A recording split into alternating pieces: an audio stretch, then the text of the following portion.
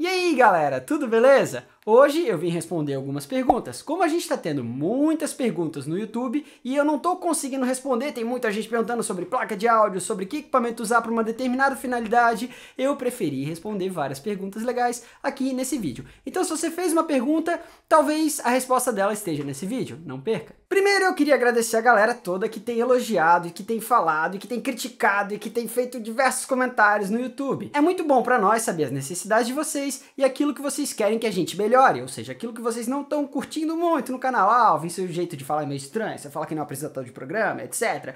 Isso não é muito legal para nós. Então, não, Alvin, continua falando assim porque senão me dá sono no vídeo. Enfim, cada um tem uma opinião diferente. A gente não consegue agradar todo mundo e eu sei que alguns canais de áudio acabam trabalhando seu conteúdo de uma forma um pouco lenta e falando de uma outra forma. Eu preferi uma outra abordagem para que a gente possa continuar continuamente entretendo as pessoas e passando informação ao mesmo tempo. Claro, me desculpe se você acha o conteúdo às vezes meio frenético, é porque eu falo assim, porque o pessoal hoje quer tudo muito rápido, tudo muito rápido. Alvin, passa mais informação, senão eu vou trocar o vídeo, Aí a gente prefere falar desse jeito. Mas, enfim, vamos deixar esse negócio de como falar pra lá e vamos direto para as perguntas. Eu vou primeiro começar respondendo a pergunta do João Gabriel, que tem uma dúvida sobre como ele pode ligar o controlador dele, ou a placa de áudio dele, na entrada da medusa da igreja onde ele toca. João Gabriel, você perguntou se você pode usar uma DI. Geralmente o pessoal compra DI passiva, e as DI passivas elas têm uma entrada que espera nível de instrumento, para depois passar para nível de microfone.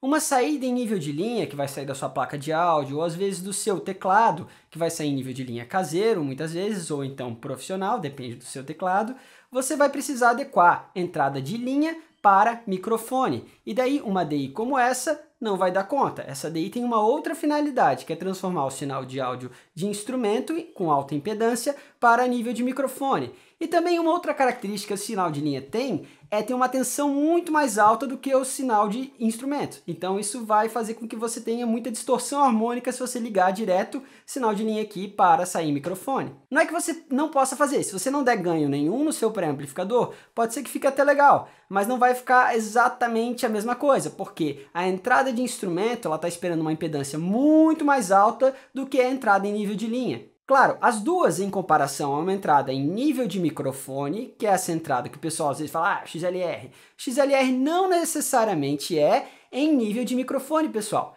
Muitas vezes o XLR também é usado para nível de linha. Se está escrito line, é nível de linha. Se está escrito mic, é nível de microfone. Então, você pode adequar com uma DI que tem uma entrada esperando a impedância em nível de linha para nível de microfone. Aí vai ficar legal para você poder conectar a saída da sua placa para uma entrada de microfone. Aí vocês perguntam para mim, mas Alvin, que esse negócio de impedância e tal. Galera, eu não vou explicar a impedância no vídeo, senão vocês vão dormir muito tempo. E vocês teriam que entender outras coisas que às vezes nem eu entendo direito, porque eu não sou engenheiro eletricista, eu na verdade sou engenheiro de áudio. Então eu estudo até o ponto onde eu consigo entender. Tem uma hora que começa a ter um monte de cálculo, um monte de coisa, e eu mesmo procuro uma outra referência ou uma outra coisa um pouquinho mais simplificada para poder fazer a adequação do meu equipamento, do meu uso no dia a dia. Claro, quanto mais conhecimento, melhor, mas a gente vai andando um passo de cada vez. A próxima pergunta é do Léo Renato, e ele perguntou qual é a diferença entre processar as coisas no Mixbus e na própria masterização.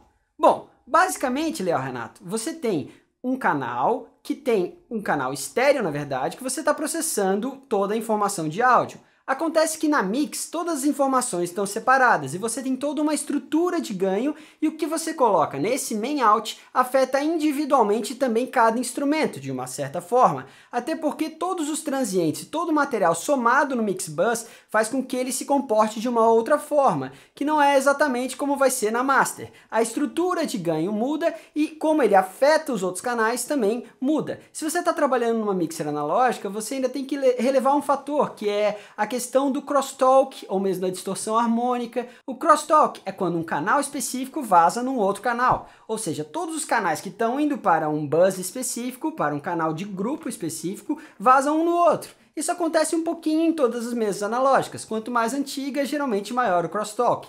Isso depende de cada equipamento, você tem que ir lá olhar no manual e ver qual é o nível de crosstalk dele. Além disso, você também tem a própria modificação da estrutura de ganho com a soma. Se eu estou com um equalizador, por exemplo, não linear no meu mix bus, ele vai fazer com que toda a informação do LR somada acabe afetando uma outra, ou seja, um canal vai afetar o outro. Não exatamente isso, mas no mesmo mix bus ele vai acabar afetando. E na masterização você acaba trabalhando mais com equalização linear e com outro propósito. O seu propósito não é juntar os tracks. Basicamente, a diferença principal é o propósito. O propósito de você fazer a masterização é trabalhar com um track estéreo com toda a informação de áudio. Alguns engenheiros de masterização gostam também de trabalhar com stems, que são já a soma daquilo que vem da mixagem. Mas eu, por exemplo, prefiro sempre enviar para um engenheiro de masterização um arquivo estéreo de áudio da minha mixagem. Então muda a estrutura de ganho. Basicamente isso. Uma coisa vai afetar a outra na mix e na master tudo vai ser afetado meio que junto. Claro, você também pode dividir, splitar o seu sinal de diversas formas e acabar trabalhando ali com middle side ou com outros formatos de split. Enfim, tem uma série de coisas aí dentro, mas a principal delas é, como eu falei, a estrutura de ganho. Tem muitas pessoas me perguntando também sobre interfaces de entrada. O cara começou a produzir agora e ele quer saber, bom, qual interface que eu compro, Alvin? Me diz alguma que eu possa comprar e que vai valer a pena. O custo-benefício vai ser bom para minha prática. Eu só produzo no computador com sintetizadores e instrumentos virtuais.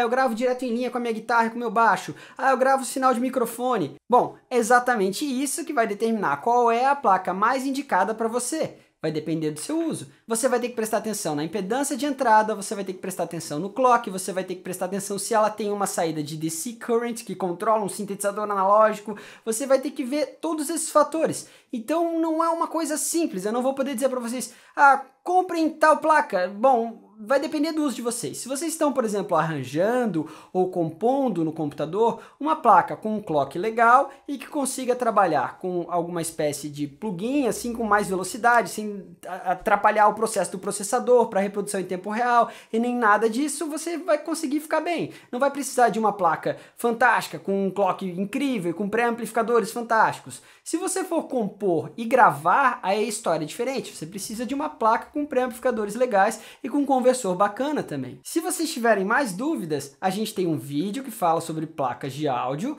como elas funcionam, e tem um outro vídeo também que fala quais indicadores são mais específicos para que você possa comprar a sua placa de áudio. O que você vai precisar avaliar para poder comprar a sua. Além deles, nós temos também um e-book muito legal que faz toda uma descrição de diversas placas de áudio de suas qualidades específicas para entrada, principalmente para quem quer montar um home studio. Outra pergunta também que o pessoal faz é, Alvin, qual software, qual dock você usa? Bom, basicamente a gente usa bastante o Studio One, mas eu não me prendo a uma marca não, eu vou vendo aquilo que é mais útil. Às vezes um artista vem aqui e traz o Ableton, às vezes o outro traz o Fruit Loops e assim por diante. A gente vai trabalhando com diversos especialistas na área. Um tempo atrás eu fui num estúdio e gravamos com o Logic 9, eu tive que ir lá olhar como eu fazia o controle de ganho no Logic 9, como eu fazia um send, um return e assim por diante. Tudo é uma coisa muito simples. Na verdade, cada interface do dock faz mais diferença e o DSP também. Mas, em geral, a gente usa mais o Studio One do que qualquer outro dock. O Dinatan 2017 me fez uma pergunta. Alvin, qual o limite do compressor? Bom, a gente tem limiter e tem compressor. São duas coisas muito semelhantes. Elas têm uma função muito parecida. São processadores de dinâmica e eles têm diferentes características. E têm diferentes compressores e diferentes limiters e assim por diante. Mas uma das funções do compressor é sim segurar a quantidade de sinal. Se vocês quiserem saber mais informações sobre como funciona um compressor, vocês podem olhar nesse vídeo aqui. Claro, nesse vídeo não tem muitas informações avançadas, tem só sobre como você pode manipular os compressores para chegar aos melhores resultados na sua prática do dia a dia. Isso tudo vai depender do seu conhecimento e da sua interpretação do material de áudio e aonde você quer chegar. Você vai ter que pensar, bom, eu quero deixar essa caixa mais pack, fazer uma snap compression, ou você vai querer fazer uma compressão em paralela, ou você vai querer fazer uma compressão com todo o material da percussão, ou vai ser de VCA, ou vai ser de tube, ou opto e etc. Enfim, tem muitas variáveis em compressores, mas esse vídeo dá uma abordagem bem legal para que vocês possam começar a manipular o de vocês na sua casa. A galera também me pergunta muita coisa sobre Mac ou Windows, e o garotinho aqui é o favorito dentro do áudio ainda. Muitas pessoas que não entendem muito sobre computadores acabam falando, vou comprar um Mac porque é mais versátil, é melhor e etc, etc. E para quem não entende tanto, de fato é melhor, porque você simplesmente pluga as coisas e elas funcionam. As adaptações de drive são melhores e como você instala as coisas mais rápido e assim por diante.